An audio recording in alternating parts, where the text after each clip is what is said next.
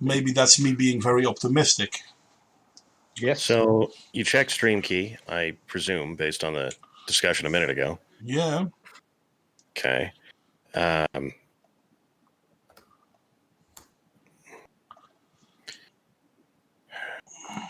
See other big things that get in the way. So it should be working again. We are on the way of going live again. Since you increased the delay, it's going to take a long ass time for it to decide to go live. Be that as it may, apparently we are live, and YouTube was willing enough to let you tell them that it's going to take a long ass time. That figures. Yeah. Anyway, so we were talking about polarization, and somehow YouTube doesn't want us to have this conversation. It still is a good conversation to have, I think. Now, to reiterate where we were, and apparently we are back because people are saying huzzah in the stream. Am I wrong in saying that, yes, there were the times when religious people and non-religious people were at each other's throat, and then there was one community that was easily called skeptic, whatever that's supposed to mean, and the other then obviously can't have been skeptics, whatever that means. But what I'm noticing now is that the problem is beyond that. Now people that are skeptic are still at each other's throat because one thinks the other isn't skeptic enough, or they are believing false information, or the others are people tend not to want to listen to each other if one doesn't agree. And yes, the buffering has returned. Have you, by chance, looked into StreamYards? I have. Unfortunately, I take it that's not a good sign. No, because for what I wanted to do, they want money. Good times. Yes. Now, if I make money doing this stuff, I don't mind spending money doing this stuff. Yeah, well, funny how that works, right? Yes. I'm not making money, and I mean, I'm not going to ask people money, even if I were to become a huge YouTuber. I'm huge already, but not so much on YouTube. So yeah, there's that. Maybe it'll clear up later. I hope so, Casper. I really do. I keep pressing F5 as well, so let's see where this is going. But it seems that we've lost roughly half of the audience already. Thank you, YouTube. Anyway, there are answers to this. Yes. Maybe not in the last place looking for different platforms. You're not wrong. Sadly, the number of people letting you live stream right now is not very big. Nope. DLive, YouTube, that's pretty much it. Twitch? I could go to Twitch. Twitch is at least as bad as YouTube. Really? Yeah. And they are accelerating in the world of content moderation much faster than YouTube is. So. Yeah, well, they have a way to catch up, it seems. But yeah, so thank you very much, YouTube. It keeps telling me that there's an issue, so sorry, good people. I can see there is an issue, and I can't do anything because if I look at OBS, the green light is constantly burning. I mean, it's not blinking, it's not changing, it's constantly green. And YouTube is basically telling me, well, you're maybe sending us a little bit too much information. Which doesn't make sense. Just have to watch it back. Mm-hmm. Yeah. We are live on Discord at the same time. We are live on Discord, that's true. What bitrate are you streaming at? Yes, technical support stream. About 6,000. About 6,000. That's about 1,000 more than they suggest. 1,500 more at max. Man, I stream at 2,500 and I do just fine. Well, I could drop the stream. OBS connection disconnected. What the hell is going on? Oh, we're back. I have no idea what's going on. That sounds like firewall problems. Yeah, but I don't know why, because I've never had these issues.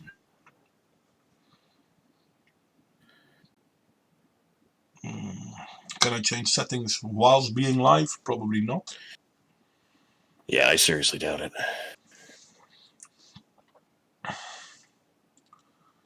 Okay. Maybe I can. How weird is that?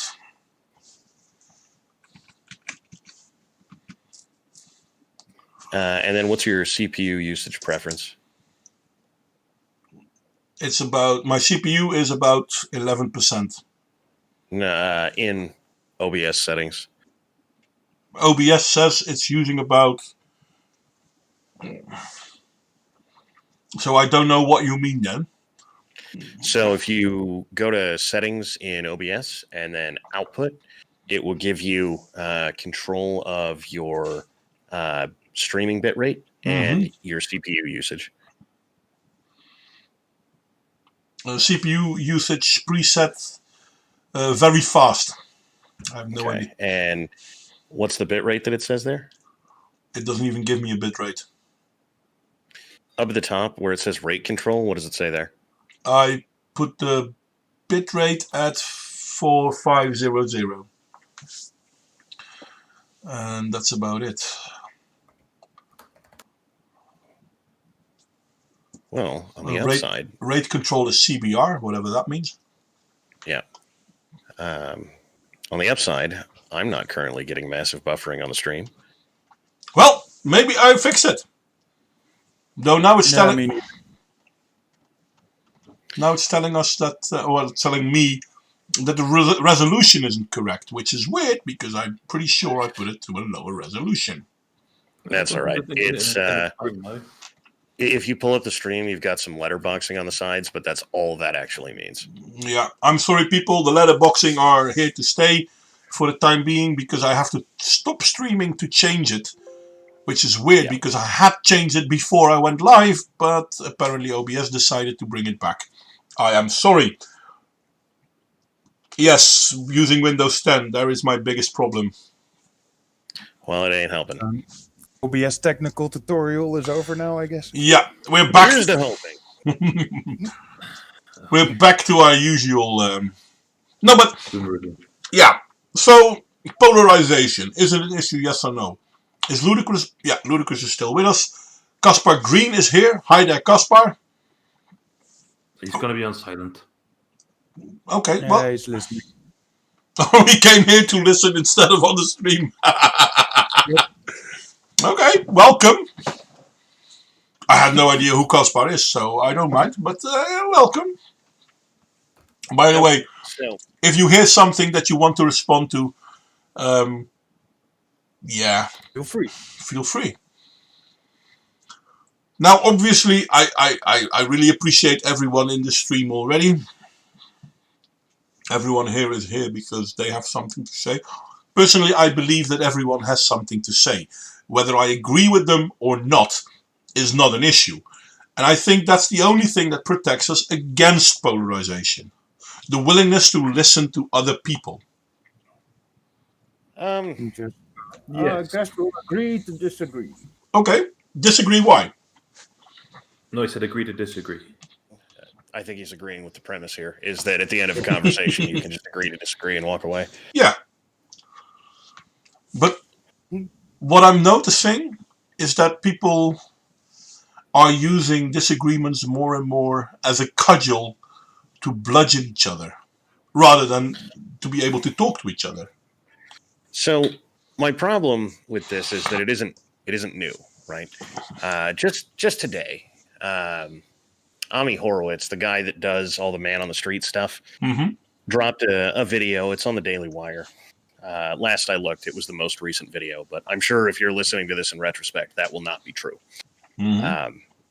But it's quite literally him going to people who openly claim to be leftists and saying, hey, the powers that are about to be are out there saying we need to come together and compromise. And, so what are some things that you're willing to compromise on? And the long and short of this is that these people don't compromise. They just don't. and they have no interest in compromise. And to this point, I put out a video that's just a couple minutes long 9 months ago called The Lie of Compromise, because here's how this works, and here's how it's worked forever. And I see, in Discord chat already, the problem is people think it's the right and left. Well, it is not a coincidence that this matches up pretty well with right and left, to the point that we were talking about at the time, right? And here's how this goes. The left comes out and says, I want a thing. And the right says, you can have half. At no point does the right get anything, regardless of what they're asking for. Right? Yeah, that's the problem. Unless it already agrees with leftist policy. And then they can have some of the leftist policy or the leftist policy portion, but that's it, right? Yeah. And this is how compromise goes. And to the point that, in the video in which I originally talk about this, it was, look, the next time that somebody comes to you and says, we need to do something about, fracking, climate change. Say, okay, we're perfectly willing to do whatever it is that you want to do here. However, we're getting rid of some policy that we didn't like from yesterday, right? So if you're in the United States and there isn't currently a universal health care situation, they come to you and they say, all right, well, we want universal health care. And you say, okay, well, then we're repealing the National Firearms Act. That's what we're doing in trade. That's the compromise we're willing to have. And for those that don't know, the National Firearms Act bans automatic weapons, explosives, etc. Right? Yeah. This is not how this goes, but that's what a compromise would be, right? But that's the thing, and this is, I forgot, it has a name, but this is why, and this is not just in America, this is everywhere in the Western world, this is why societies and politics seem to move more to the left, because the left, and people call the left progressive, fair enough, give it whatever name you want, but this side of the political aisle is more unwilling to go to compromises than the other side. And as soon as the other side says, well, I don't want this, the left political wings, because this is not just true in America, this is true everywhere, claim that the ones who are not willing to compromise are some kind of ist or obe, and therefore they don't want to compromise, which moves the overall storyline more to the left. And somehow, any form of criticism is automatically you being an ist or an obe. Yeah. They're using the cudgel of you're a bigot, a homophobe, Islamophobe, to block all conversations. So conversations can't be had to resolve the situations. Well, we gave them an auto win button with this, right? So, shock of shocks, when you give someone an auto win button, they just use it all the time. And that's always the way it goes. If every time we're having a disagreement, me and any person, and regardless of who it is, right? So me and Mod Wayne are having an argument. And every time that Mod Wayne says chicken, I just give up and say that he's correct. You better believe he's going to start saying chicken every other word, right? Yep. That's how it's going to go. And that's exactly what we see happening here is, well, I don't have a way to deal with your argument, therefore, racist, sexist, bigoted, homophobe, which, as we all know, is the worst thing that you could ever be for any reason. Oh, so yeah. The conversation's over, and we know that you're wrong. You're literally Hitler, and I didn't mean the one from Namibia either. Yeah, but the thing is that whenever you repeatedly press a button, eventually that button's going to break and not work anymore. And so they are kind of abusing the button now and causing their own downfall, because in the future that's starting not to work. Is it the future where it's starting not to work? Because in my humble opinion, I think it's already starting not to work. Yes. The snowball is kind of halfway down the mountainside at this point. Maybe I'm wrong, but it seems to me that more and more people are actually waking up to this. And if we look at, for example, in America now, the Biden-Trump thing, Obviously, there are people who are polarizing. The ones on Trump's side think it has to be stolen, and the ones on Biden thinking it has to be true. But I know from reading up on this, I know that there are lots of Democrats who are also like, yeah, no, this doesn't make sense anymore. So we might not like Trump, but there is no fair way that Biden actually won. But you're not allowed to say that, because as soon as you do, you're a conspiracy theorist. What do you call those things? Whatever. And yeah, conspiracy theorist. It's kind of funny, and this is true for every topic I can bring up. This is true for the Trump-Biden thingy. This is true for the environment. This is true for allowing weapons. This is true for COVID. This is true for a right to choose.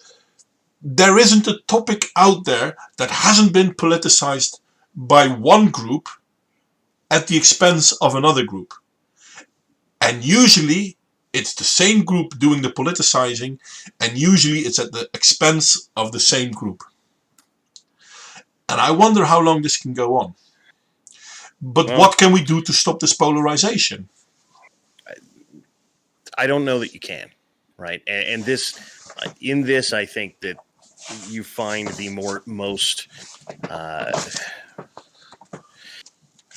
failure-ridden, I guess, is the way to put it, hopeless kind of charge, because at this point, what you're really asking is, how do we get the people who have been overtly poisonous and toxic for well over a century to suddenly decide that they should stop being that, and that they should go out there and engage in good faith? And you're asking these people to do that at a time where they think they have more power than they've ever had in human history. And I don't think those two things go together. No, you don't actually try and do that, but you do kind of let them know in maybe some not so subtle ways that they're part of a society, and by alienating a large chunk of society, that will not bode them well in the future. Well, therein is the thing, right? Is that this has been, that exact thing has been the cry for years, right? Like, you can't just walk over all of us all the time. You can't just stomp on all of us all the time. There are other people here who you have to consider, and their answer to that is things like AOC demanding wrong thinker lists. The people who are getting put on the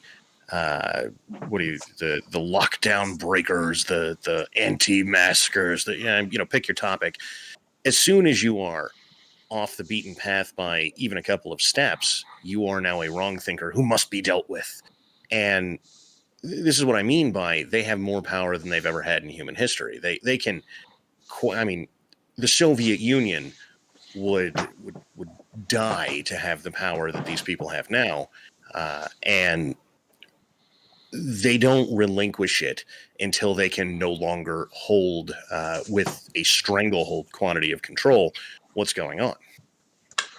Yeah, but at the same time, there's something that happened to me in the past, and it made me realize that these kinds of people are mistaking tolerance and calm and basically it's kind of they're mistaking these kind of sensations like tolerance, understanding, patience with weakness, and that's to their detriment, because the more they push against this patience and this tolerance, the more massive the backlash is going to be down the road. Well, and this is the thing, is they don't think the backlash is coming, right? And we've taught them not to. We've taught them that we will tolerate their temper tantrums. We've taught them that we will let them keep pushing, and we'll be angry, but we'll go home and say, well, we'll come back tomorrow. And that is the kind of thing that promotes this, right? So if you, I know that everybody likes to go, oh, Dawn, children aren't adults, and adults are very different, but they really aren't, insofar as if you teach a human being that all they have to do is throw a temper tantrum to get their way, then that's what they do. Yeah. And if you teach them that long enough, breaking them out of it is really hard. And this is where it's a very old, hell, I would want to say meme, but it's older than the internet culture. Rough times create hard men create good cultures create weak men create rough times. This goes back to the Roman Empire. So we know this. And we're still in the same cycle. Well, therein is the thing, right? Is there has been a consistent group of people throughout time. And I know, oh, Dawn, they weren't alive 1,000 years ago. It's not what I'm saying. They're pushing the same ideas, right? Because you see the ideas in the Roman Empire. They just don't have the titles that these ideas have now, but they are irrelevantly different, right? Give them bread and circuses is quite literally what we're doing with these lockdowns. Well, you can have TV and you can have, whatever food that I determine that you're allowed to have, and then you'll be happy. And I can do whatever I want. Yeah, give them, what is it? Give them games and food. Food and games. Mm-hmm. Sorry, food and games. But if we look back at and this is where, I mean, I have a hobby for anthropology and history. And this is what we saw with the Roman Empire. All of a sudden, the value of their coin became worthless. They basically fed people to have them remain loyal, but by doing so, it destroyed their society. And this is when the East and West Roman Empire broke up, and Byzantium basically returned back to the old ways. So basically, either you work or you're hungry, have a good time finding out which one you want. And the West Roman Empire collapsed because people didn't want to work and they didn't want to be hungry, so they rioted. Yeah, I mean, it's a pretty consistent pattern that there, basically, no matter where you go in history, there are people who think they can run your life better than you. Once those people get control of the world, it starts to fall apart. The people with that idea in the next generation come back and say, well, it was just done wrong. You may recognize this in, well, that wasn't real communism. And just we keep doing this over and over again. And part of the problem is that we lie to ourselves about how it went bad last time, right? So the only reason the Soviet Union failed is because Stalin was a cynic. Stalin wasn't a cynic. Stalin was a true believer. But that doesn't, don't let that inconvenient fact get in your way. Yeah, he was not only a true believer, he was also a mass murderer. But I guess that has to be if you want to control a lot of people. I mean, I used. It helps, I guess. Sorry? It helps, I guess.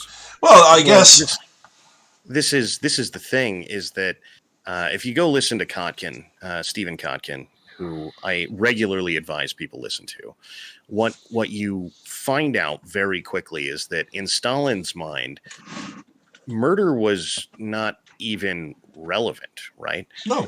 It wasn't a discussion to be had. It didn't really matter, because what we were doing is we were moving forward towards communism.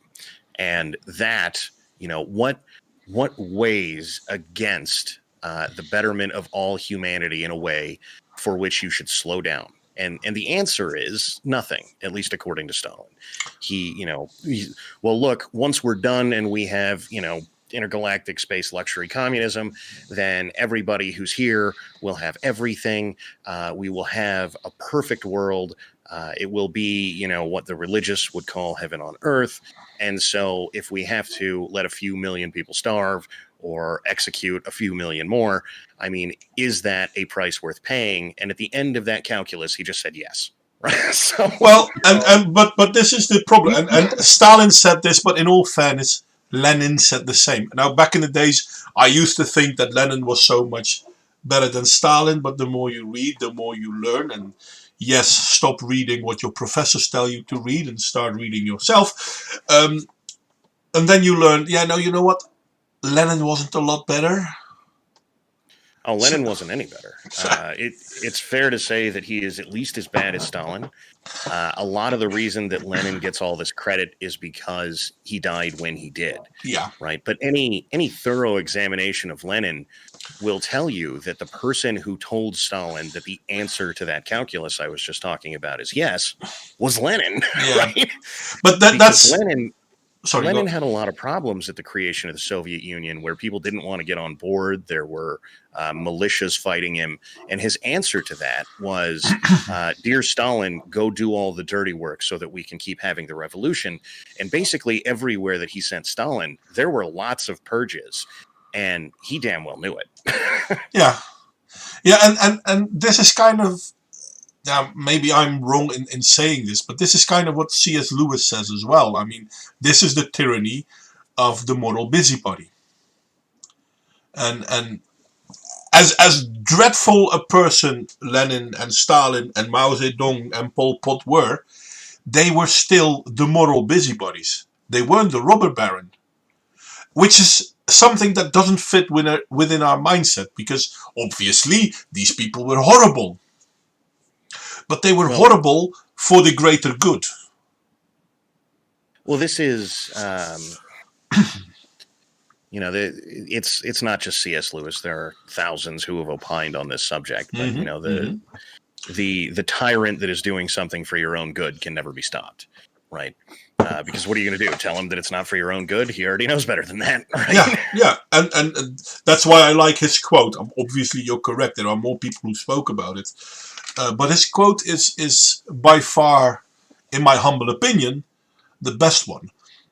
And why does it fit to our current topic? Because we're talking about how society is polarizing. Because every single one of us, you, me, the audience, everyone out there, we constantly have to tell ourselves, or at least I think we constantly have to tell ourselves, why am I doing this? And we notice that the left has already answered the question, why am I doing this? And that question is almost religious. It's uncorruptible. I'm doing this because it's good. Well, and that's the one answer that it could never be, because there is no universal good. Well, they're not only it's not only that, they are actually co-opting a lot of religious rhetoric and models in their techniques. There isn't a god in it, but they've got all the structures there. Yeah, it's as religious as you can be without a god. Yes, it does have a god, though, right? And that god is effectively intergalactic, fully luxurious space communism. It's a non-existent thing that they all pray to and attempt to create on Earth on a regular basis. It's God, you know?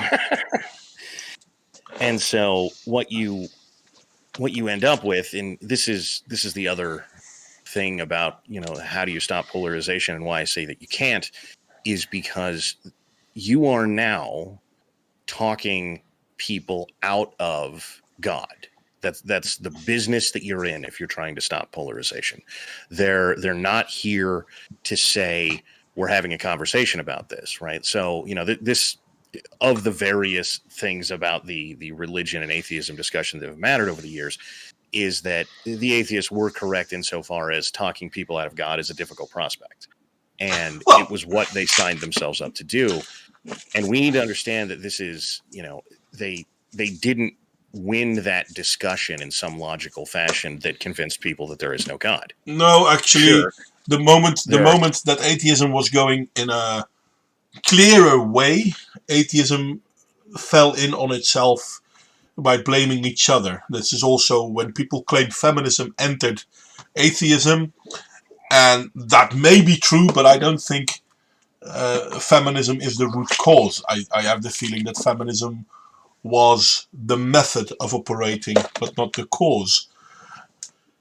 Well, that is again just a ahistorical understanding of the situation, right? Because if you don't know what happened in the past, that seems like a totally reasonable argument. If, however, you know that Stalin, Lenin, subsequently a few other people of that era were going to school and being taught, and I'm not kidding, social justice. And Most of is the problem, and on, then you know that this is a methodology. Most of it came from France and Germany, which is even funnier if you think about it. Right. But this is the problem, is that regardless of whether or not there are some good-meaning atheists out there, and think what you will of that possibility, but regardless of whether or not it's true, there are definitively a group of people who have been handing down a methodology for over a century that are going, well, if there is an atheist movement, this is how you forward it. This is how you get it to accomplish your goals. This is how you push for whatever it is that you're looking for, which at this point currently goes under the name of the Great Reset, but really isn't any different than the global communist push of the last century. But I'm not sure if I would call that an atheist push, to be honest. I mean, are there atheists doing this? Yeah, maybe. Maybe it's being done under the banner of atheism. I'm not sure, but I don't think it has something to do with atheism as is. Just like certain aspects of religion are being perceived by people as a problem, but they don't themselves have something to do with the religion. For example, I always like this as a good example when it comes to Christianity. Don't get me wrong, I was born and raised in a Christian household, Catholic, and one of the things I always learned is that you pray together. But if you read the Bible, then praying together isn't something that you should do. I mean, yes, it's okay to pray with other people in the same room, but each should have their own prayer, because it's not something the group should do. It's a personal thing. So what happened? I mean, those two are, again, with what I mean by the problems with long-term atheistic arguments. So a lot of the praying together is that the Bible is pretty stringent about that you should have communities of various kinds. And most certainly, if you're a religion, that seems like a good place to start establishing one, right? And so come together and pray is not, you come together and pray so that everyone around you knows that you are of the same ilk. I don't know how else to put it. You are of the same religion. You have, it is a basic entryism point to creating a community of like-minded people. This is, equally speaking, this is why the Bible talks about you do have to go to church. It helps establish you in a community, etc. And equally that you have some general moral precepts of which you all agree on. So presumably, even if you walk into a church 1,000 miles from your home, you're not walking into a den of thieves and murderers, because the Ten Commandments still exist. Yeah, but basically what you then have is the growth of group mentality based on the in-group, and the in-group in this case is the particular religion. I mean, that is the point, right? Yeah. And so there isn't inherently a problem with that, right? And this premise that we shouldn't have in and out group mentalities is, in any thorough examination, horrendously toxic, right? So, yeah, it is. That is true. It's impossible to have no in-group, out-group preference. The only thing you can Sorry, go on. Doesn't that go against human nature? It does. Inherently, yeah. Yeah, it does. So the problem isn't that you have an in-group, out-group preference. The problem is if you're not aware of it. Well, I don't know if that's a problem either. It's so who cares if you have an in-group, out-group preference, but you're not aware of it if you never do anything about it, right? This is the thing that the left is whining about all the time. Oh my God, there's all these racists out there, and they have all these racist thoughts. Oh, so what? What are they doing about it? You know, if you're Bob the shopkeeper and you hate all the black people, but you sell stuff to black people and you're polite to them and, you know, you're not hitting them in the head with, you know, bricks, then Who who cares? cares? Yeah, I agree. It's not infringing on the other one's life. So who cares? I mean, you should have the right to have your own opinion. But this is the thing, is that is, even if Bob doesn't know that this is, you know, he just thinks this is life or whatever, or has no fundamental understanding of what he's doing, is demonstrating a very heavy outgroup preference of that thing bad, right? Well, I mean, who really cares? He's still just living a life that otherwise doesn't impact anybody. Yeah, he's still simply Bob. But at the same time, nobody's saying that you don't have the right to your own opinion. They're just saying that your opinion's wrong, Mudwin.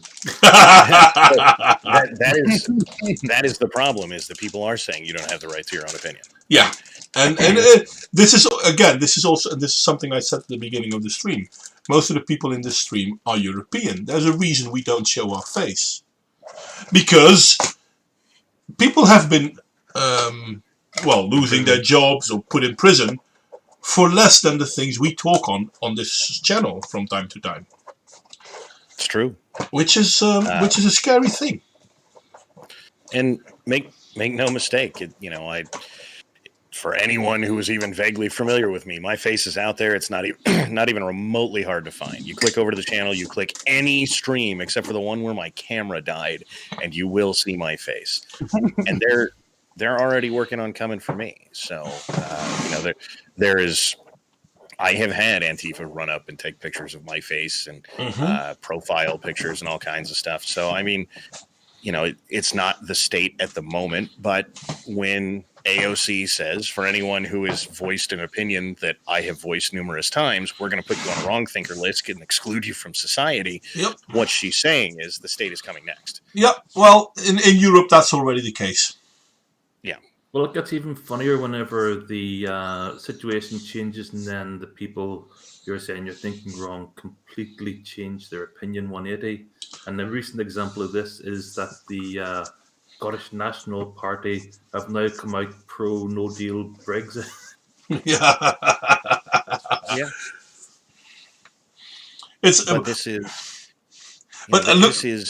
thing, is that once the state starts moderating opinions, we'll say, what you get, all you're really saying is he who is most willing to destroy someone to enforce their opinion will be correct in any argument, because they will, I'm losing. Well, just go arrest that person. That way I don't have to lose. And there is a very obvious line of who is willing to do that and who is not. Right. So whatever crap Trump talks, what he won't be doing is sending out somebody to arrest his opposition, regardless of whatever, the Nancy Pelosi's of the world say. Oh my God, he's going to put us all in gulags. If he was going to do that, he did it 4 years ago, right? At any time it was available, and he didn't do it. On the other hand, you've got Obama imprisoning basically every journalist that prints something he doesn't like. So yeah. I should have been in jail. I love it when people talk about how terrible Trump was. And if we look back in American history, even if you look at, for example, Lincoln, bloody hell. Freedom of the press, not as much. Trump by far is the easiest going president America has had in a long time. Oh yeah. It's maybe that's his problem. Maybe he should have been a bit of more of a. He just goes, whatever. It's just fake news. Well, I mean, therein is the thing, right? Is he is one of. There are really two options here. One, Trump is controlled opposition, which literally no one wants to hear.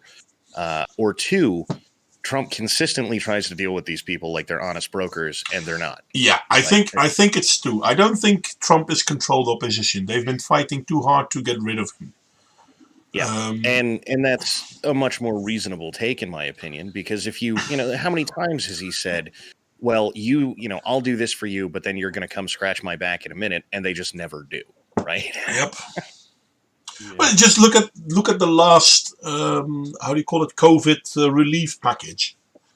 Mm-hmm. I mean, 600 for the average American person, and 180 million for Pakistan. That's more money per person in Pakistan than there is in America, and it's the American COVID relief. Well, Now, it's also just the budget, right? Which is the other thing that nobody wants to talk about. They called it COVID relief so they could stuff whatever they want in there, Yeah, and then true that. blame the right if they don't approve of it. But I mean, to be honest, there shouldn't be a COVID relief bill either. Governments should No. stop with the bloody lockdown. Just go on with their fucking life. People who die will die anyway. And the worst part is, if we look at Sweden, the death toll in Sweden isn't that much higher or lower than anywhere in the rest of the Western world. But they didn't have a lockdown. They didn't have mandatory masks. They didn't have any of that bullshit. This is the thing, is that, if we were not ginned up on a ridiculous quantity of fear, what we would be saying is that, yes, a new virus is going to kill people, just like every year where there's a new influenza and it kills people. So if you're one of the people who is subject to, new strain of influenza might kill you, then yes, by all means, take whatever precautions you want. We'll do what we can to help you out, blah, blah, blah. And everybody else, do what you always do. But there's no control in what I just said. Right? There's no power to be had. The funny thing is, this isn't even funny, but the thing is, if we look at the death toll from COVID and the narrative that goes around it is far more dangerous than the reality of COVID. The reality of COVID isn't even as dire as, for fuck's sake, diarrhea. Yeah. I have died of dysentery more times in Oregon Trail than people have died of cooties. I'm not sure if you should use gameplay as a good reason, but the point is partly valid. No, but globally, certain things happen more than other things. But if it's not fitting the narrative or expedient, it's not part of the story. Yeah, more people have had arrows in the knees in Skyrim. Exactly. Guys, people actually die of COVID. Don't make fun of that. I barely managed. I almost managed that. I have a funny story on that. I was talking to my dad about the whole COVID stuff and the deaths and the flu and all that shit. And at the end of the argument, we could both agree that any casualties is good casualties because there's too many fucking people in the world anyway. Well, but that's the other thing. I mean, in the Western world, they've been calling to stop having children, stop growth, and this is something, and trust you me, because America is going the same way as Europe is in this. In Europe, most Western countries, we have a decline in childbirth. It's been the population. Yeah, the population pyramid is inverted. Yeah, and they've been pushing for this, and now because the population growth is inverted, they want the Western countries to take in more people from Africa and the Middle East, because who else is going to do the jobs? So first we're being told not to have children, and then when our population is declining because we don't have enough children, we are being told, open your border for people from other countries, or otherwise who else would do the job when grandpappy is going with pension? Well, this is, you have two options here. You can believe that they're honestly telling you what they think, or that they are inherently propagandizing you for a goal, right? And I mean, in a very basic sense, no matter how you frame any sub-argument of those two things, that's what you're dealing with here. Either they are being honest brokers and saying don't have children, and then, as a consequence of that, who would have known that, with less people, there will be less people to do jobs? And then at the same time, while they're promoting a welfare state so that people don't go get jobs out of necessity, oh, look, there's even less people to do jobs, so we're going to need to bring in people. Or you can look at where this is going, right? Because this is consistently heading in one direction, right? Which is to say that fully luxury space communism is coming, whether you like it or not, as long as these people keep getting their way. Well, and this is kind of funny because there are two Western countries that haven't gone along with this nonsense. Well, obviously there's Hungary, which in Europe at the moment is the paria because, oh, how incredibly right-wing they are. The next Hitler surely must be Orban, because Hitler was right-wing, apparently. Not that he was, but just for the sake of argument, Orban must be right-wing, therefore he must be Hitler. And what did he do? Well, basically he told his own people to have more children. And he's using government subsidies to help people, when they have kids, to help them through the first years of the life of that kid. Because this will create a bigger population, therefore a bigger workforce, yada yada, blah blah blah. That's one way of doing it. Didn't the dude from Hungary also go like gender studies? Why the fuck would we? Oh yeah. Gender studies have been made. We teach our kids useful shit here. Yeah. Well, this is a trap of the 20th century, right? So very heavy 20th century thinking on this subject went something along the lines of master races and blah blah blah whatever, right? And a lot of the lesson of the 21st century for the left was, well, it's not about race, it's about people you can use, right? And basically, so, yes. As long as you have a compliant populace, that's really what you need. It doesn't matter who they are, as long as they maintain compliance and preferably self-enforced compliance. And this was a lesson of the Soviet Union, right? It is literally impossible for the state to police every citizen unless the citizens are doing it themselves and then calling in the state for acute needs.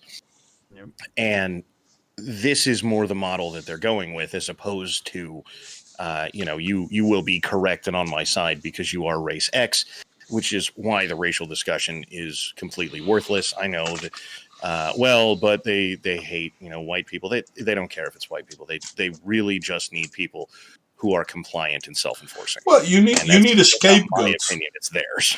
Yeah, you need a scapegoat. If you want to have a group of people do something, you need a focus.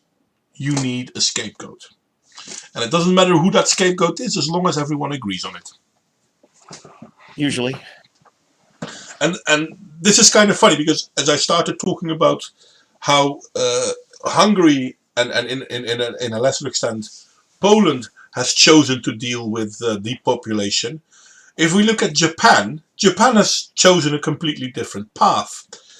They don't do a lot of social engineering, but they simply refuse foreigners into their country, which is not really true, because of course foreigners are welcome to come to their country. They're even allowed to work in their country, but they will not be citizens. They're guests. And as soon as they make a faux pas, they're no longer guests, they're gone. Well, this is for everyone and their brother who likes to run around talking about, oh, we're a nation of immigrants. Well, here's how this really went, is that you were allowed to come here, and if you caused a problem, go away, right? Either you were willing to integrate into the country and, okay, maybe you do bring your curry or whatever, the stupid marketing campaign is. But the reality of this is you get along with the rest of the country or you get out. Yeah. And as often as not, because the 18th and 19th centuries were pretty brutal, it's not like they sent you back. They just killed you. Right? Well, I mean, if we look at, for example, and America is unique in this, I guess. But if we look at how the Irish had to settle within the society, or the Italian had to settle within the society, or the Polak had to settle within the American society, they all did. And one thing they all had in common was, we're American now, so we need to fit in. Well, None of these groups predominantly held on to their historical ancestry and identity. Well, they did, right? This is that's very rose-colored history that you're reciting there. No, right? no. I mean, I've looked into this a lot, and obviously there was lots of fighting, and every group will have some points of their culture that they remained into. They kept part of, but they also recognized that they were no longer Irish, Polish, or Italian. So again, that's only what happens over a rather lengthy period of time. True. With a culture that is willing to say, "Hey, you have to integrate." Yeah. Which is the problem that we have now, is that we're not making nobody anywhere is making people integrate, and welfare systems are horrendously bad for this. But that's an entire subtopic that's very long. But the thing here is, like, when the Irish came during the potato famine to the United States, they took over Fifth Street of New York, and there was a while there where it was known as the Bloody Fifth. Yeah. The Italians took over 2 boroughs of New York when they came en masse. The Germans created Pennsylvania. I mean, no, it's true. I mean, they did group together still, but they also recognized, okay, but this is where we have to be now. This is why we have to make it work. Yeah. Well, and this is the primary difference, is that if you don't have a welfare state, when you have people that show up, they, by nature of life, have to integrate into society at least some, or you starve to death. Yeah. That's just how it works, right? You must figure out enough of the common language to get along.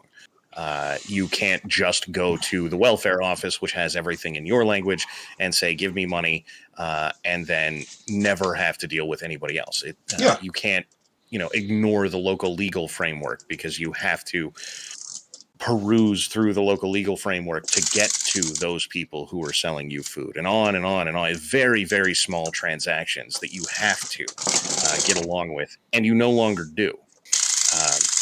And this is a lot of the problem that Europe has, because they were very, very far ahead of the United States on, the welfare states and what have you. And they were there, pretty deep into that for a very, very long time. And so when you had people come over, they didn't feel the need to integrate quite so much. That's not really true. Because if we look at the 60s, for example, this is a period, 50s, 60s, 60s, 70s, when certain European countries had a large contingencies of foreign workers, people from other countries that came to these countries to work. In the Netherlands, for example, these would be Italians, Moroccans, and Turks. But there never was an integration cycle, because the concept was that once the work would be done, they would go home. Well, and the funny thing is that there were plenty of politicians at the time that would say, yeah, what makes you think they would go home? But you weren't allowed to recognize that they wouldn't go home. Of course they would go home. You would go home, therefore they would go home. And it's this. Not if I make more money in the other country. Fuck that. Well, yeah, no. That's not really how this plays out, right? Because this again, it never is the does. thing that America deals with quite a bit. Again, why I say it's sort of rose-colored history, because when the Italians were coming over en masse right after World War II, because Italy was just gone, right? I mean, we had plowed over that country with tanks like 4 or 5 times. We had bombed the hell out of it. When they were coming to the United States en masse, there was a lot of, well, they're just coming over here to make money and then they'll go home. And the reality of what happens is the people who, for whatever personal reasons, though they generally range in between, I don't really like this culture, so I'm going home, to, well, I really did just want to come here and help America build some things because it helps me rebuild my town, et cetera, et cetera, et cetera. Some portion go back and some portion stay. And it's usually a majority that go back, but that tends to be hard to metric because a lot of them come and go 3 or 4 times. And so if you count them, dependent very much on how you count them, either a vast majority go back, or it's some slight majority go back.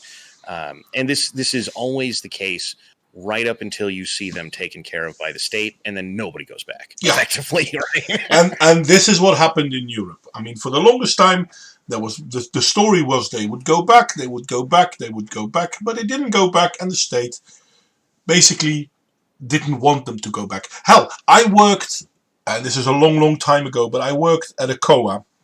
COA is basically asylum seekers centers in the Netherlands. You come from another country, you ask for asylum in the Netherlands, and you'll be in one of those centers until a decision has been made whether you are or not to be a refugee in the Netherlands.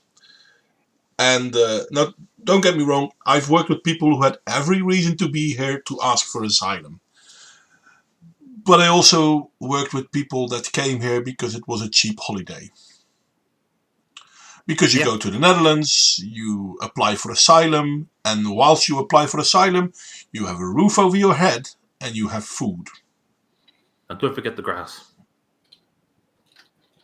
Well, they didn't give you the grass, though. No, but you have access. You have access.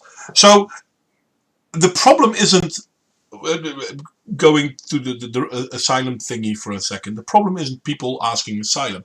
The problem is that we've been so liberal and accepting in what is or is not a good reason to come for aid that we've forgotten that all aid needs to have a basis. Hey, either Paolo, welcome for joining us, but somehow you're making a lot of noise even though you don't say a thing. So I'm not sure what's going on. Yes, you're hissing a little bit.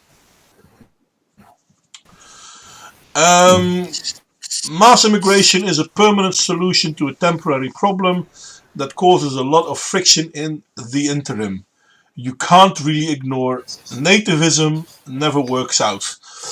I'm not 100% on board with you on that one, Gasper, but I do understand where you come from. Mass immigration is never a good solution. I mean, if you want, you can have immigration, but the people that immigrated into your country have to settle within your country and become part of your country before you can have other people join in.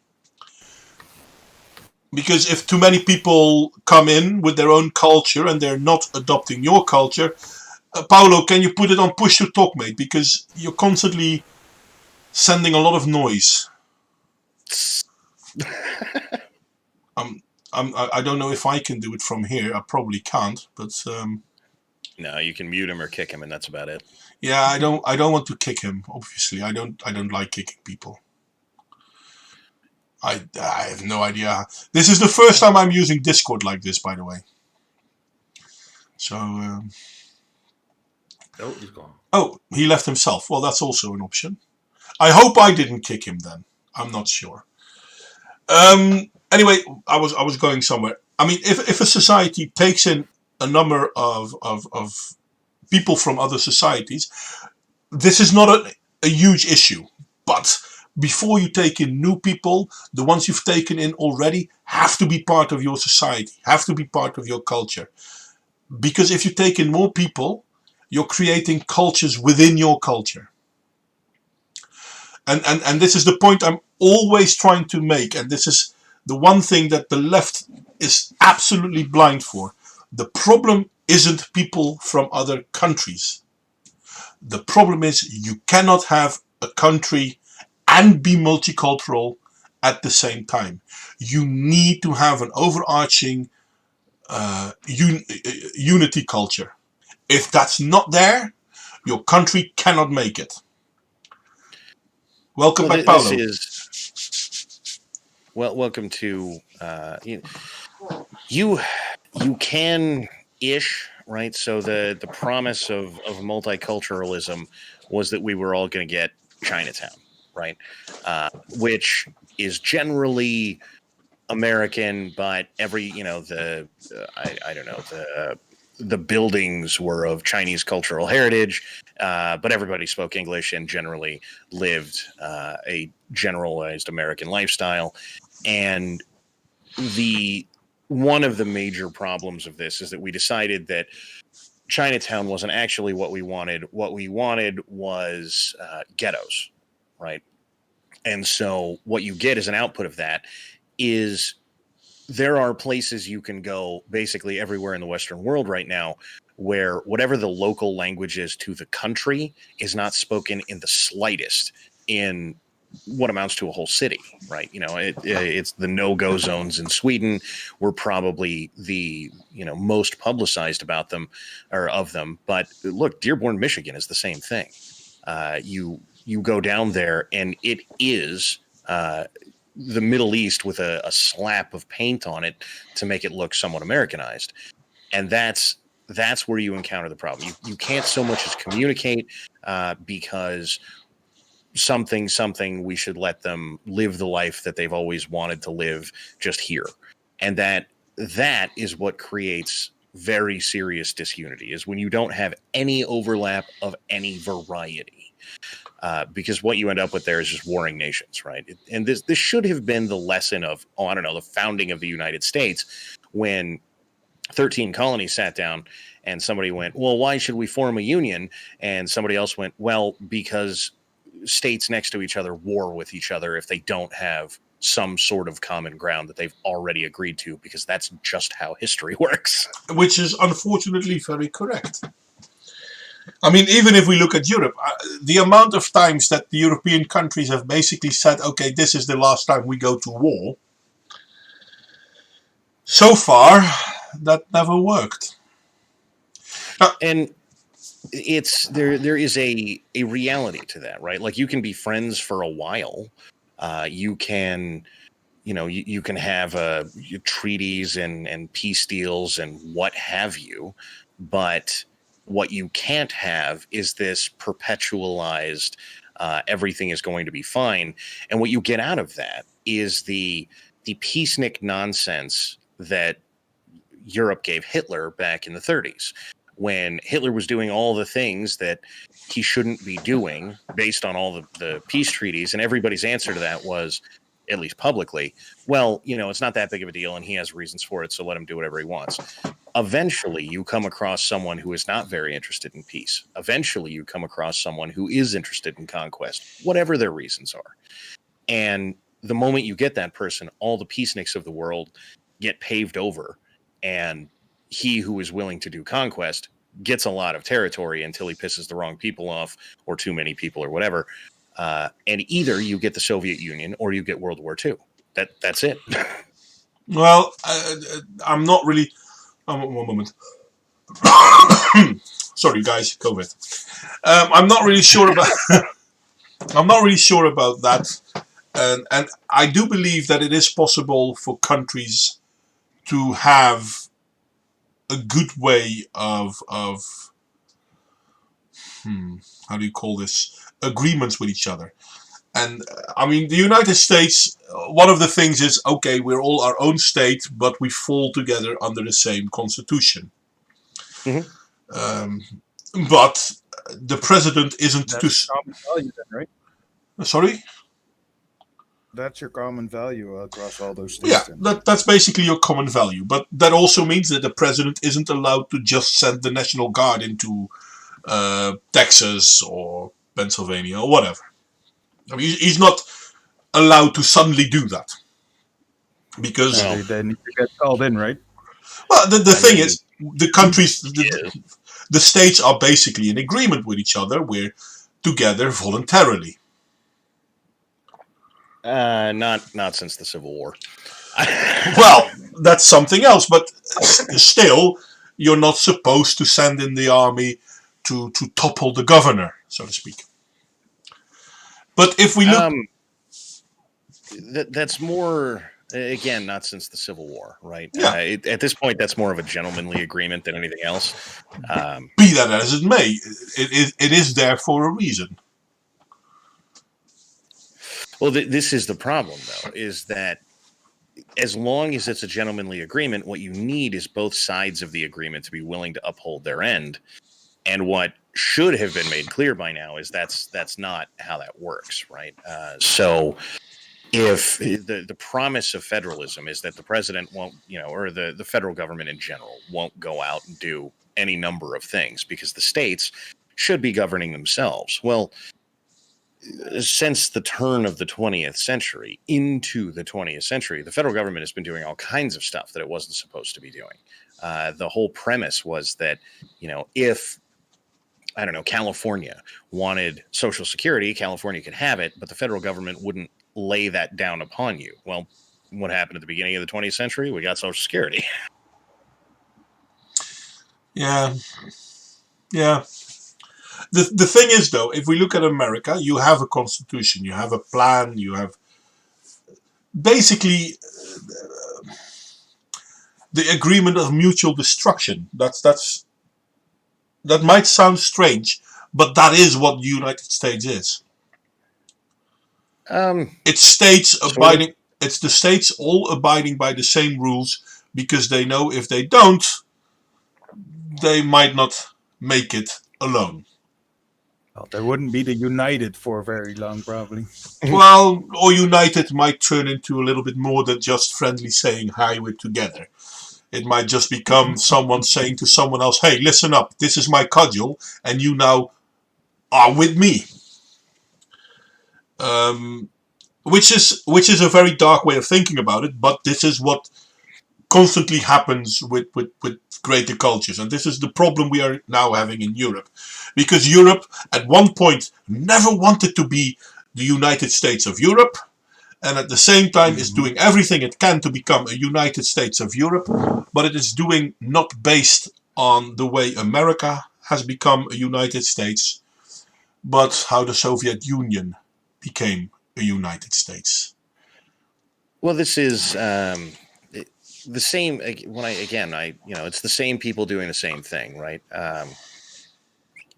This is a push for a very small group of people to control a very large group of people.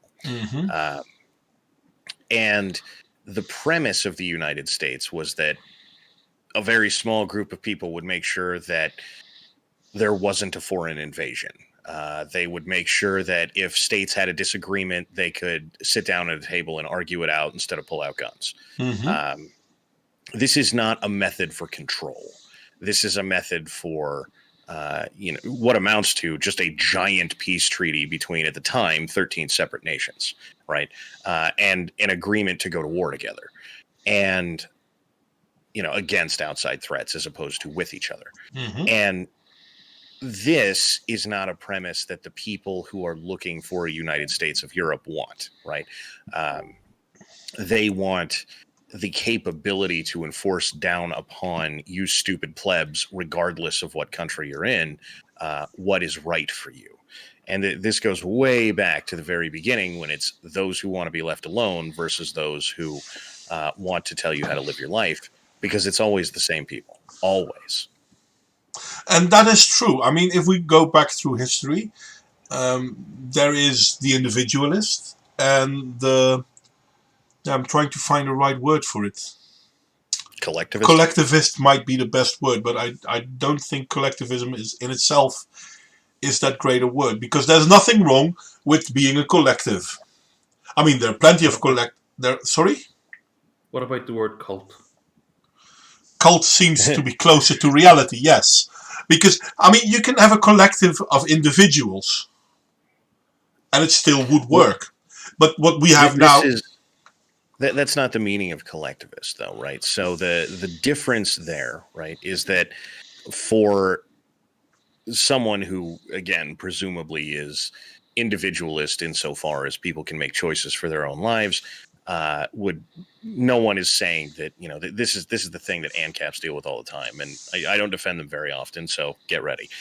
No one is saying that you can't, go to your next door neighbor and say, hey, we should start a business. That's fine. Right. And now you have a collective, you and the next door neighbor. Yeah. That's fine.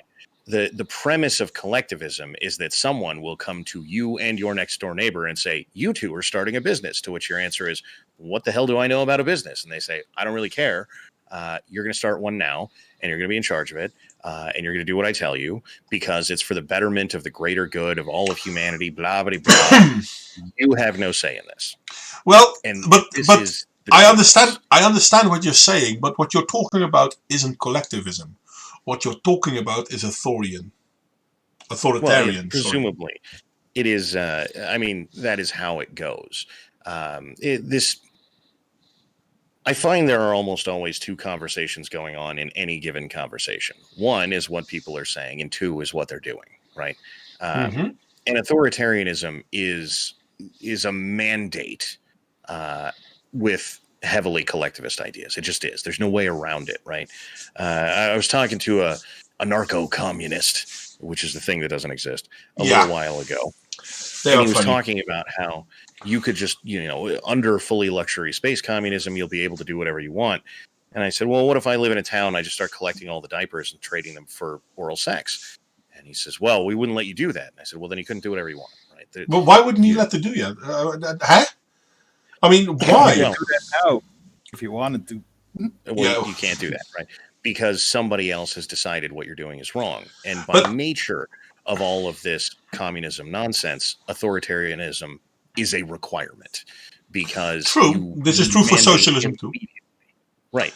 And you mandate immediately that somebody else come down and tell you what you're doing is wrong, and that you have to do whatever it is that the general collective wants. And so what you end up with is mob rule. And so whoever can convince the most people that something is right is who gets, something done. And it's always the same. And there's no way around it. But it's double, because socialism in itself will always burn down to the same problem. And it's kind of funny how we got here from polarization, but then again, it's logical that we end up here because this is the side where polarization comes from, to be honest.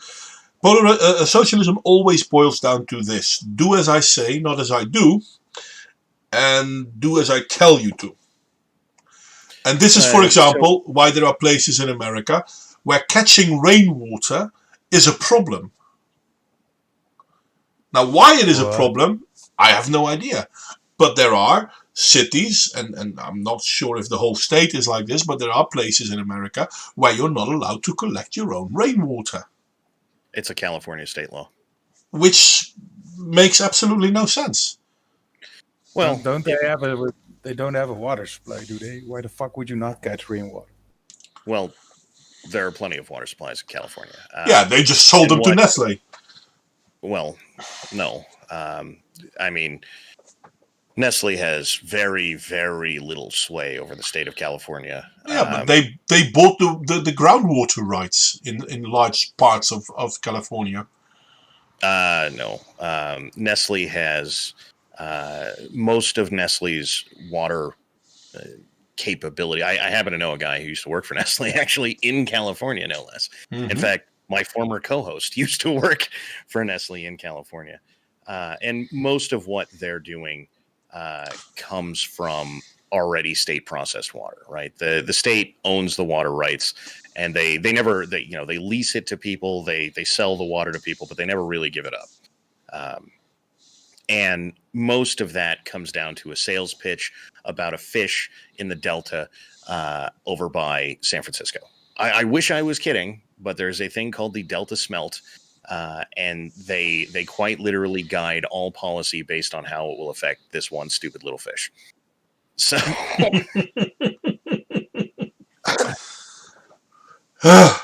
yeah, you can't make up this shit. I wish I was. I know you. That's why I'm saying you can't make this shit up. But that is kind of the issue. I mean, the idea. Now, for example, should we do well for our environment? I'm pretty sure that most people will say, yeah, you know what? Let's try not to pollute too much. But if we look very black and white, if we look at how society has changed in the last 50 years, 70 years, because in all fairness, there wasn't a lot of awareness before that. If we look at how it's changed, there have been more answers from dealing with the problems of pollution from consumption, from capitalism, than from any other form. No. I mean, flatly no. I mean, there's a lot of pollution in the water. Yeah, okay, but there are capitalistic endeavors to deal with that, to clean it up. Well, generally speaking, no, right? Because those get shut down pretty quick. No.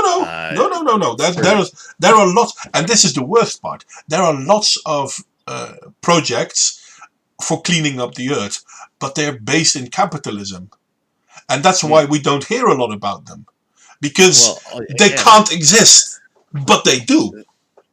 They get shut down pretty quick. Prime example of this is about 2005 vicinity. There was a big oil spill off the east coast of the U.S. And it wasn't particularly, I don't know if you want to say it was capitalistic, but there was this kid that went out and said, you know what, enough is enough. I don't think that we should be doing whatever we're doing to clean up these oil spills. And this kid invented this little troller thing, right? And it had a what are they called? Solar panel on top, and it was just this big yellow couple of bars of aluminum, and it was basically a sluice box, if anybody knows what those are. Yeah, it basically sucks in the top layer. Yeah, and it would just go troll around the ocean on its own, collecting oil. And if it found oil, it had a little sensor on the front that determined if there was oil. So if there was oil to the left, it would find it, turn left, and just cruise into the oil, pick it up. And once it decided it was full, it would come back and dump it wherever you told it to. And then it would go back on its own, back out to wherever it was, because it had a little GPS, and troll around the ocean until it picked up more oil and come back. Mm-hmm. And you could make these things for a couple $100. People were trying to give this kid money, and the federal government came down and said, we're not doing any of that. And if you put one of those in the ocean, we'll arrest you. So yeah, but that's in all fairness, and this is the difference between authoritarian and individual. Fucking hell, my English is getting worse and worse. I must be getting tired. This is a problem between totalitarianism and individualism. Now, if we look at the ocean cleanup, this is a project started in the Netherlands by then these guys were students, and they've built basically ships to clean out waste plastic from the sea, and they have gotten funding from. I don't think they got a lot of government funding, but they did get funding from individual companies. And they are now basically cleaning up the ocean. It takes time. It's not like they started and therefore the problem is gone. But they are working on the problem, and they have taken in a lot of trash floating plastic. So maybe the company you were talking about at that time got a lot of problems because of the local government. But they weren't the last. And maybe they were the ones that gave other people the idea, oh, wait a second, we can try this. Oh, wait a second, we can try that. And there are lots of capitalistic endeavors to clean up our environment. But there's also the fact what you're missing, Modwayne, is that the left are going to come back and give you the original sin that everyone was polluting with abandon up until this time that was discovered, and therefore you're still evil. Well, so again, when you're dealing with the left, what you're dealing with is methods of control. Yeah. And that's just what it is. That sounds cynical, and I honestly don't care, because that's what they are. But that is the main problem, and that is where the polarization keeps coming from, because you need to create a dichotomy. You need to have people at each other's throat, because as soon as they stop doing that, other things start standing out. Well, this is a thing that comes up on a regular basis just because of what I do these days. which is to say, as soon as Antifa and the Proud Boys figure out they hate the same people, all of this will come to an end, and we will charge off and deal with the same people. And that's not true. Yeah, that's not right. True. Never gonna happen. Because this is how this works. Is that let's say for a moment that it is true that they hate the same people, which it isn't, but let's say that it is. Their methods of dealing with that are very, very different, right? So everybody hates Bill Gates, so they should just come together. I don't know, what are we supposed to do? Hang Bill Gates? I don't know what the answer to that is, but supposedly everybody hates Bill Gates, and he's really the problem. Well, Bill Gates isn't really the problem, right? Because Bill Gates can be a billionaire, or Jeff Bezos can be a billionaire, and if the government isn't forcing you to do whatever the hell those two idiots want, then who cares if they're billionaires, right? True. They're not the problem. They, and it is this consistent theme where, well, yeah, but Don, once these billionaires get all this power and money and things, then we have to do what they want. Well, who's actually making you do what they want, right? Because for all everybody hates Rockefeller, the original Rockefeller couldn't make anybody do anything. He just sold stuff cheaper than everybody else. That was it. Yeah. That was his big crime. But the original Rockefeller was still steeped within capitalism. All systems after him, not so much.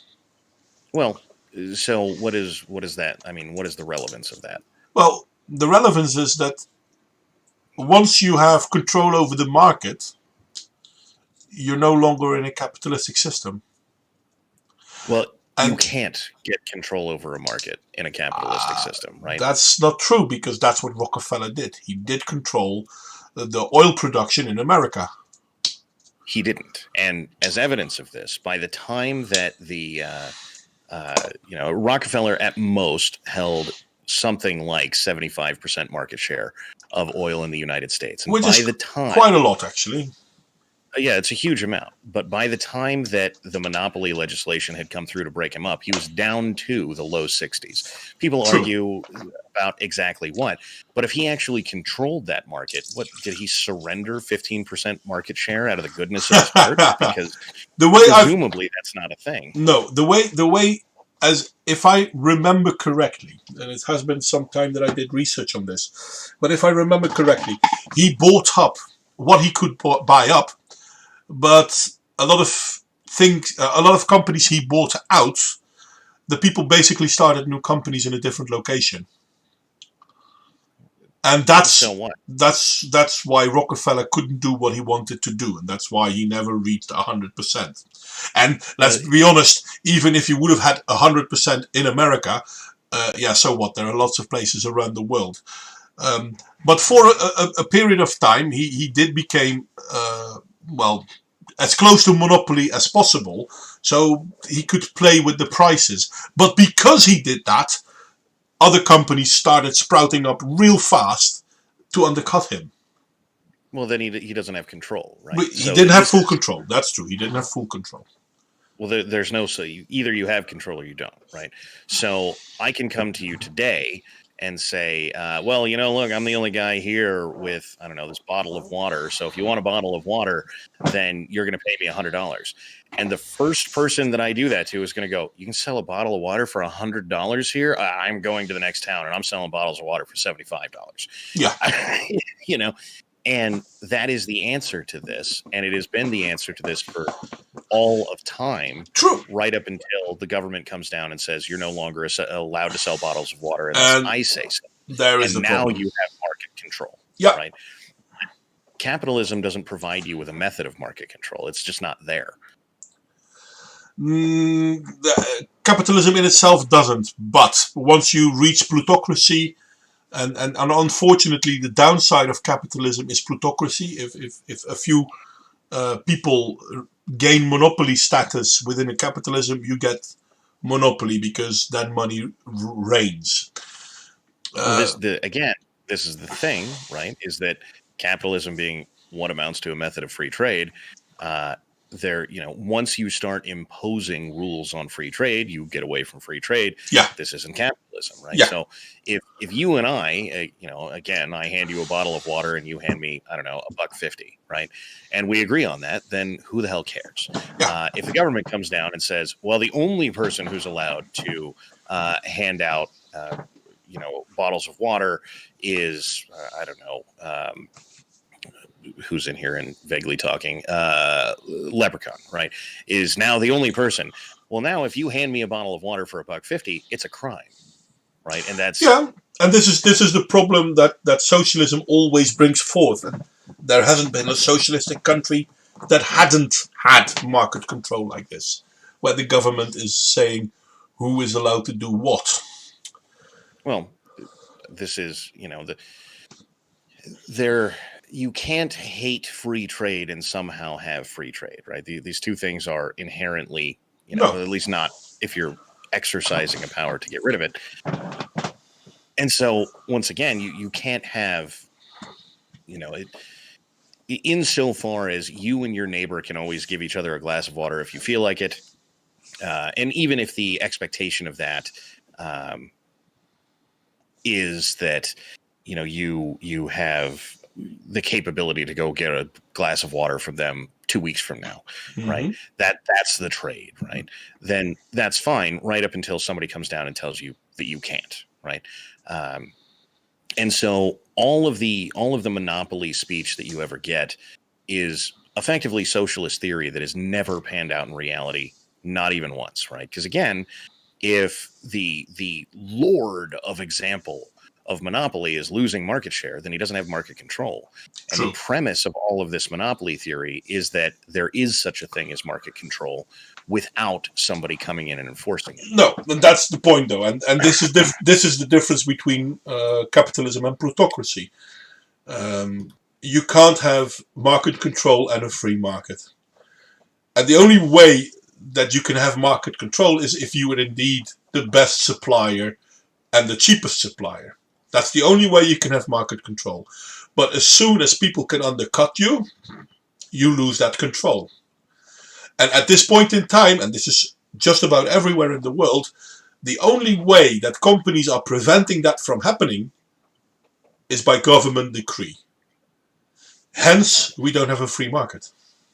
Well, this is the shtick, right? So presumably, this means Bobby Fischer had chess control during the time where he was undefeated, and he didn't, right?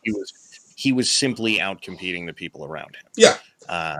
And as long as he's doing that, then he, he's still winning, but he doesn't actually have control. He's not forcing other people to lose by some sort of outside means. And all of the premise of monopoly suggests that Bobby Fischer was somehow doing that. Yeah. And he just simply wasn't. No. Well, actually, I like the way Nick said it in the chat. Capitalism is not a system apart from other systems. It's something within the system. Capitalism is only an economic mindset. This is one of those that doesn't mean much, right? So again, capitalism gets all of this baggage attached to it as though it has anything to do with why we make iPhones in China, and it doesn't, right? Capitalism has nothing to do with that. We make iPhones in China for effectively 3 reasons: unions, minimum wage, and other labor regulations. That's why we make iPhones in China. None of that has anything to do with capitalism, right? No, because if China can make it cheaper, right? Not really, because a lot of that cheaper thing goes to waste when you also take into account the cost of transport and the cost of how do you call this? This is the shipping thing. It is still cheaper, right? But it's not. The way this gets framed up is that there is some guy with a calculator sitting there going, we could make 4 more cents of profit per iPhone if we built them in China. And that's not what's happening. No. Right? What is happening is you can't sell an iPhone for $5,000. You can't, right? At least not at current, inflationary cost, right? You will be able to sell an iPhone at $5,000 when all of this inflation kicks in and we start to feel it. But for the moment, a static view of currency versus goods, you could not sell an iPhone for $5,000. It's not a thing. And so when you inflate the cost of creating an iPhone in the United States to $5,000, you get one of two options. You make the iPhone somewhere else, or there's no more iPhone. It's that simple. Wait a second. I'm trying to... You know what? I'm going to respond to the chat. Is any system a part... That makes sense to me, I guess. Well, it does make some sense, don't get me wrong. But it's never as simple as 1 + 1 is 2. Even though people like to make it sound like that, there's always more to it. And there's a reason for why certain companies went to China for production. And it's cheaper isn't the be-all and end-all of it. There's way more to it than just that. I wanted to respond to the Red Stomper in chat. Is any system apart from any other system? It's how systems interact with each other, I guess. And Joe Baxter, there's always a certain level of capitalism versus socialism. I don't think that's correct. I don't think it's capitalism versus socialism. I think it's individualism versus socialism. Capitalism just happens to be part of individualism. Well, I mean, so I have long ago, I've long ago lost my interest in the pedantry of this. We call it whatever you want. Again, it's the same people with the same ideas. So we can argue about what the correct term for them is until the end of literal time, or we can stop them. End result. And this is, I know that, for example, Maud has known me for a decently long time. I think we've been 3-4 years now. Right? A while. And if you go back and listen to the streams that we did, I don't know, 3 years ago, I was pretty heavy into the, what do we call them? And let's, all this sort of thing. But this is where we get hung up. And I guess to bring us the really long way around back to the polarization subject is I don't care what you call them, call them communists, call them globalists, call them socialists, whatever you want to call them. The only real question on the table is, are we going to tolerate what they're doing? And are we going to, let them keep going? And this is the question that remains unasked. On the other hand, does promote that polarization. Well, and that's the problem. I mean, I think the both of us are in agreement that authoritarian and overreach programs are a problem. I think the both of us agree with that.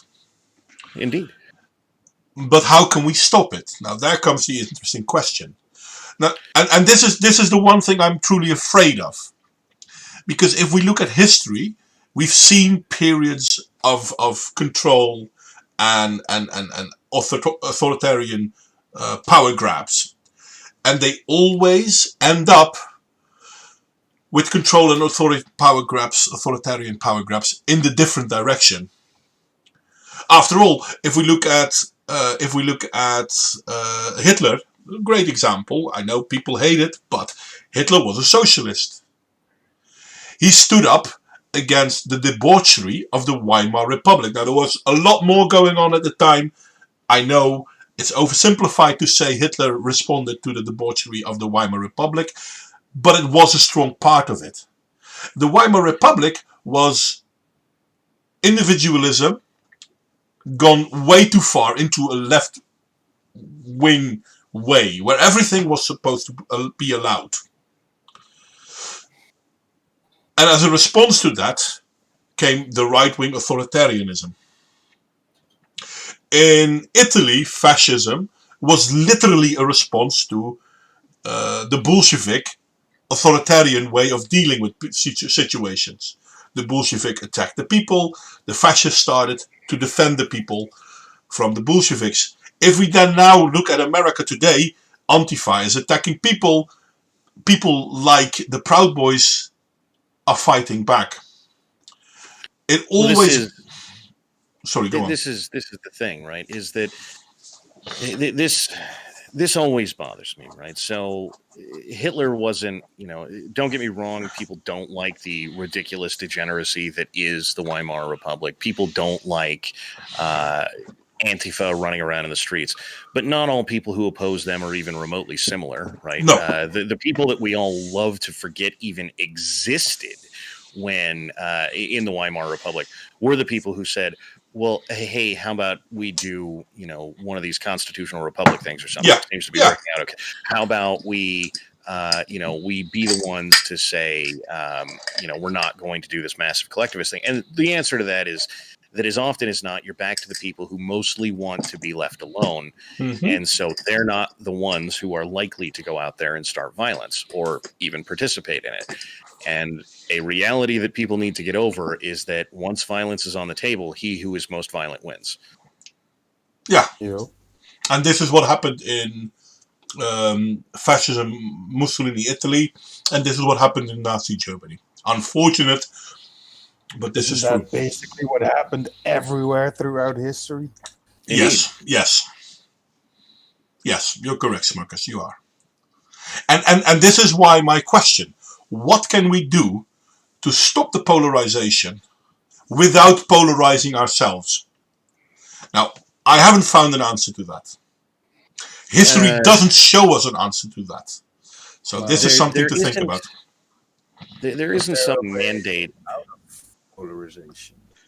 Well, there isn't some mandate that you inherently change your opinions on things or suddenly decide that, because socialists exist, therefore we need, there was a guy that would drop by my channel on a regular basis for a while and go, this is your daily reminder that fascism is the correct answer to socialism. And I was like, you're a fucking retard.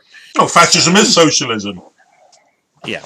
And so, what you end up with is there are going to be people like that. You don't inherently have to agree with them because the socialists are burning down the cities.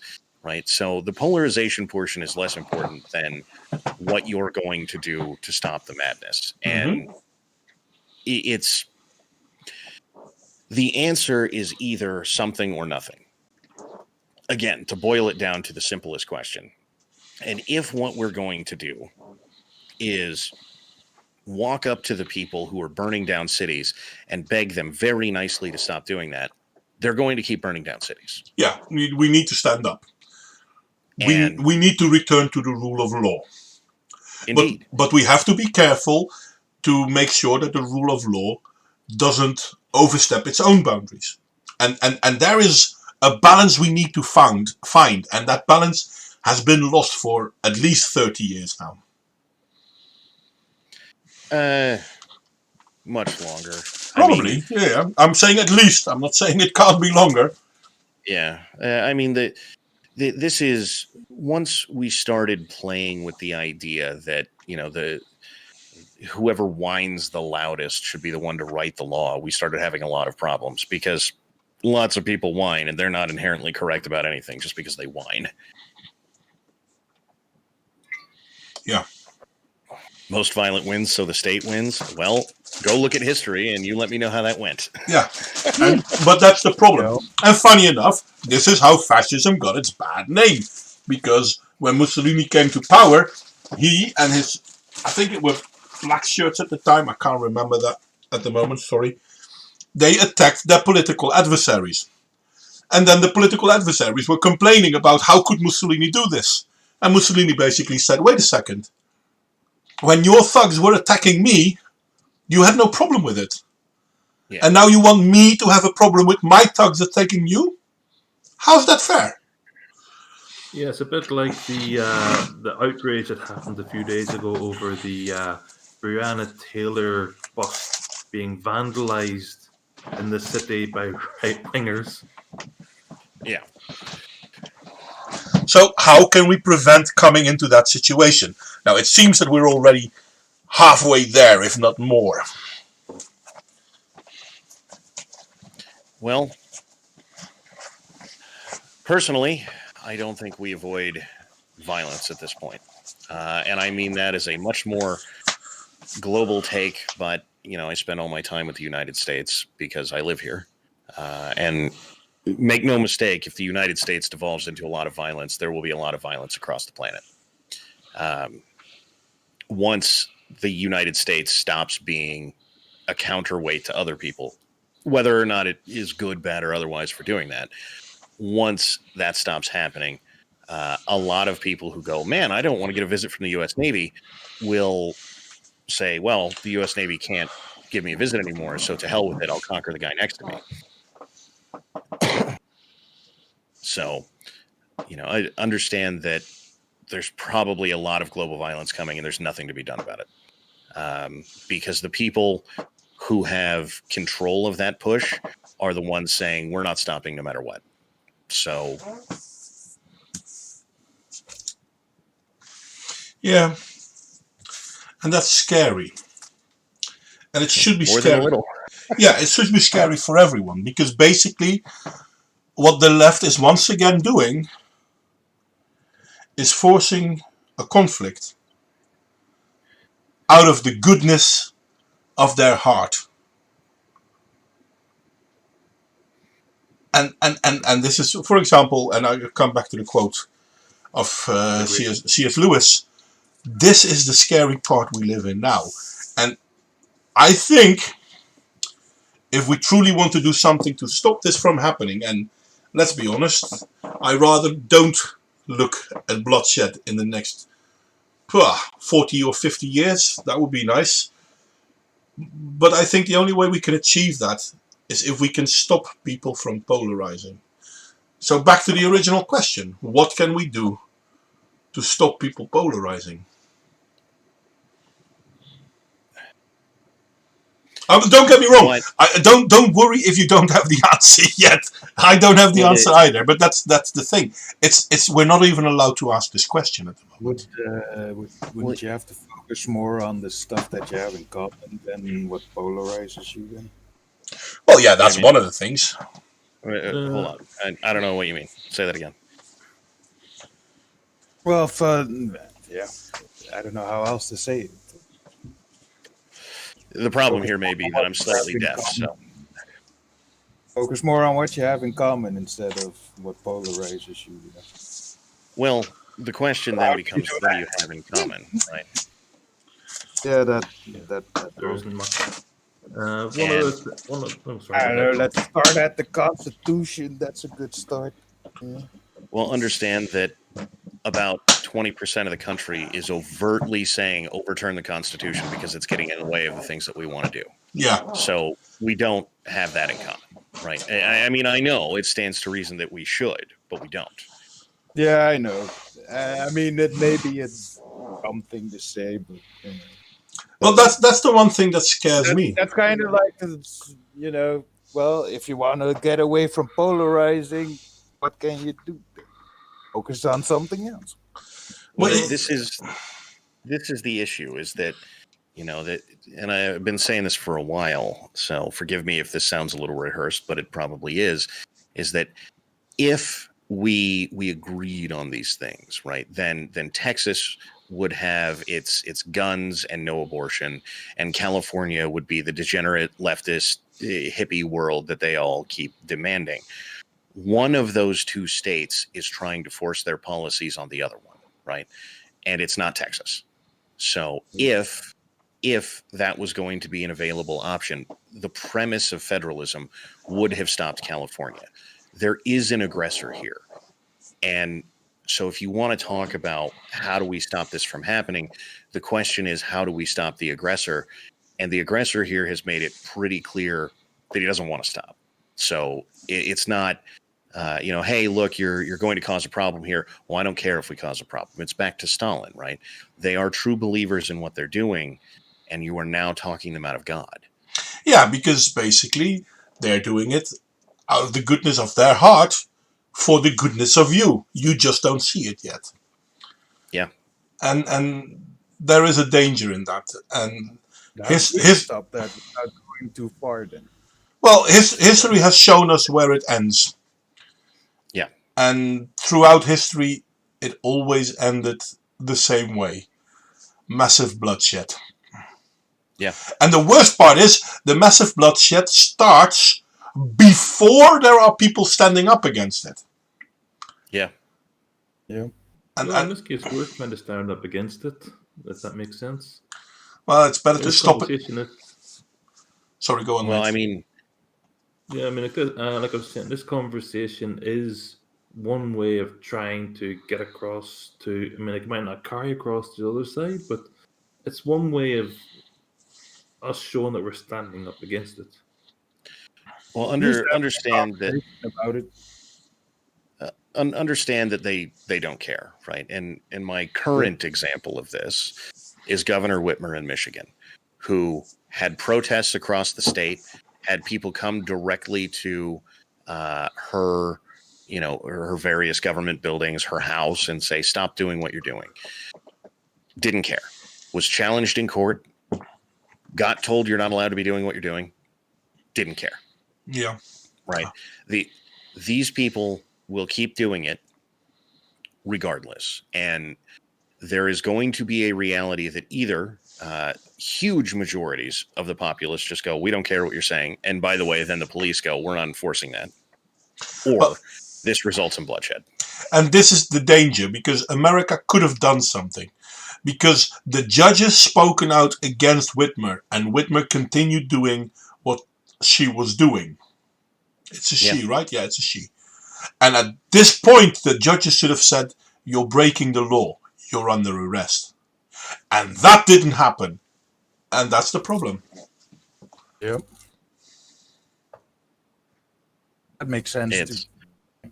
Well, it doesn't matter what the law is if it's not enforced, right? That's the problem.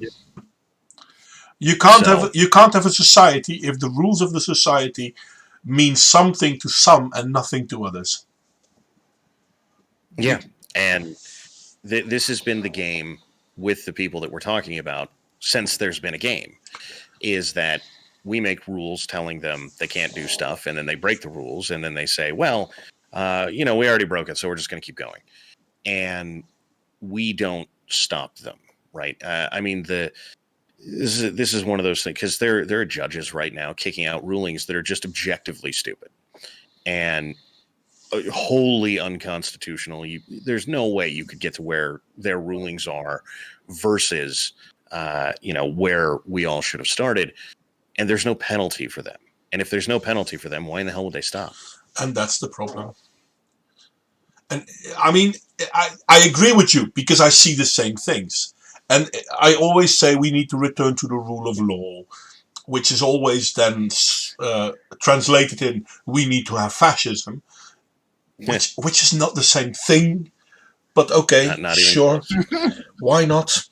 But I mean, in ancient history, we're talking about the Persians. I think it was the Persians that the Babylonians, I can't remember. They had a rule set in stone, which meant that the rule was for everyone, even the king. And we need to go back to this. And not just in America, because in Europe we have the same problem. We have rules for some. Yeah. And that basically means that we have a two-tier society. Yeah. And if we look at it, and I know this is putting me in dangerous territory, YouTube, so fucking what? The issue we have now is that we have second-rate citizens. And here's the one thing people don't like me telling them. You know who the second-rate citizens are? It's you. The law-abiding citizen is the second-rate citizen.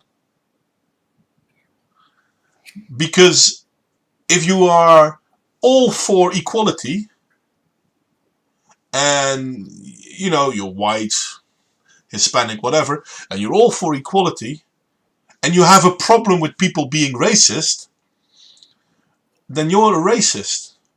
Because then you'll point out that having a movement just for one race is racist.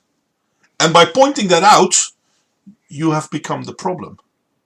Not that you're wrong, you're completely correct, but you're not allowed to notice it. And by noticing that when transgender people say, well, if you don't want to have sex with me, you're a transphobe, it's kind of like the same as a straight white guy saying to a lesbian, if you don't want to have sex with me, you're a heterophobe. No, that can't be true. Well, wait a second, it's the same thing. Yeah, but it's not, because we tell you it's not. Well, But coming back to the point, wouldn't that mean that every individual in society would have to bear some sort of responsibility for how their society is going? Yes. Keep the king accountable for what the fuck he's doing? Yes. well, gentlemen, as much as I would like to continue, I do have a bunch of stuff to get to today. Thank you again for having me come on down. Well, yeah, you're more than welcome. It was fun, and we've been busy for more than 2 hours. Though Indeed. we did have this little hiccup in the middle. Indeed, but I must go forth because I'm going to be in DC on the 6th, so fun times ahead. I hope you have a good time. I hope things will not turn ugly. Stay safe. Stay safe. Well, I'm really safe as I interested. Yeah. Well, what was the saying again? The blood of the tree of liberty needs be sustained by the blood of tyrants and patriots from time to time. Maybe that time is Indeed. upon us. Well, and I'm not looking maybe. forward to it. Even though I'm not in America. Because if fighting starts in America, it will not be long before it starts in Europe.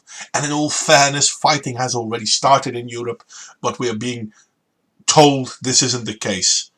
But if we look in France, the yellow vests have been going on for nearly 2 years now. Yeah. Are they still going at it? Yeah, they're still going at it. Just nobody reports on it. Just nobody reports on it. There's a whole subsection of Twitter dedicated to those guys. There's a new video that comes out about every 3 hours. So, and that's just the rate at which I catch them. So, yeah, it's pretty madness, and it's a miracle that it's still pretty much non-violent. So to summarize this stream, start prepping. yeah. Maybe. But anyway, maybe.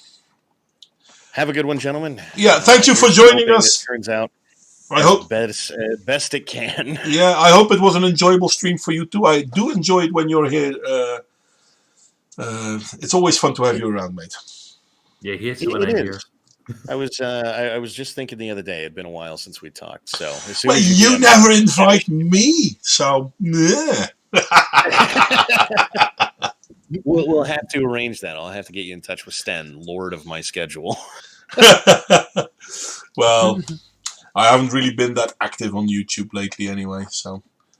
But it's always fun to have you with us, mate. It really is. And I was hoping Dog of Sinope would be here too, but he decided not to come today, unfortunately.